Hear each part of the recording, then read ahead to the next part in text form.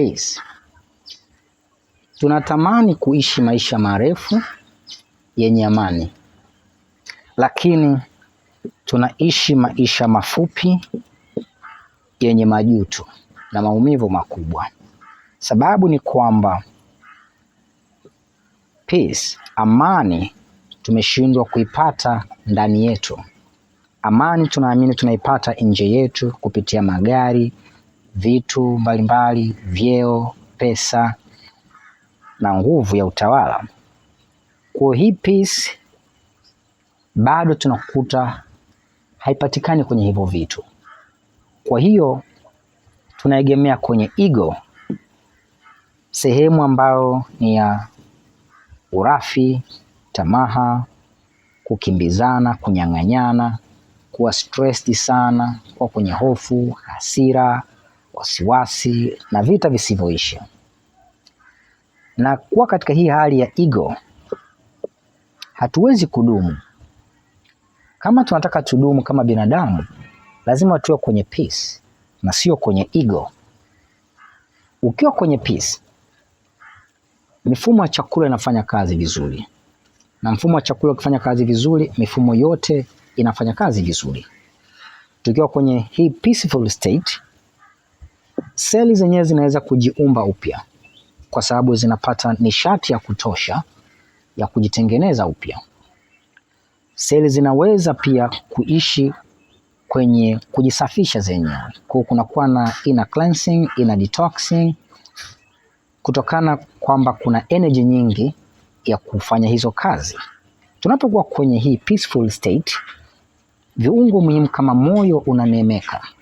Moyo unakuwa na utulivu.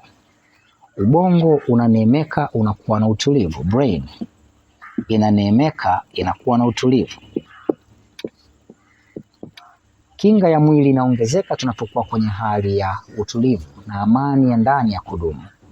Kwa hiyo unaona kabisa kwamba ukitaka kuishi maisha marefu na yenye utulivu, lazima swala la amani ya ndani, inner peace, liwe sio swala la kucompromise, sio swala la kuzungumza tena, ni swala la kuishi. Tukiishi kwenye ego, tunaishi kwenye self destruction, yani kujimaliza wenyewe. Kwa nini? Kwenye upande wa seli, mwili unapokuwa kwenye ego self, yani kwenye maumivu, vita ndani, wadui wa ndani na nje, unakuwa na dead cells.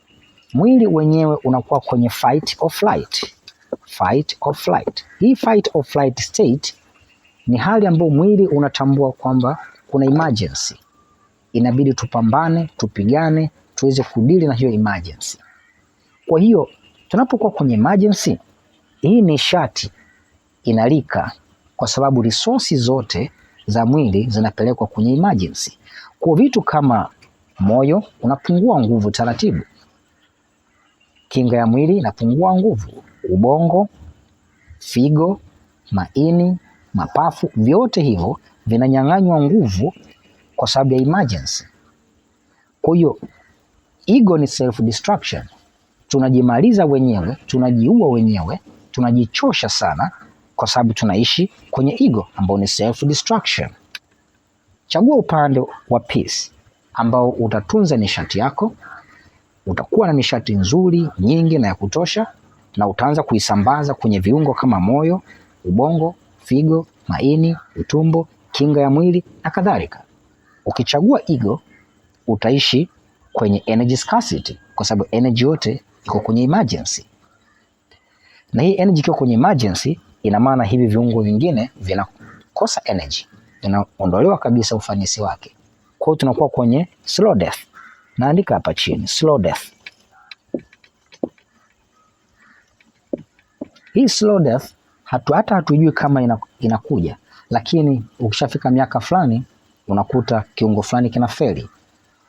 Mapafu hayapumui vizuri, moyo haudundi na kupeleka damu vizuri, ubongo umepoteza ufanisi, figo zimeanza kufeli, miguu, utumbo, ngozi imeanza kusinyana, unazeeka haraka, hata nywele hazikui kwa sababu uko kwenye self destruction mode.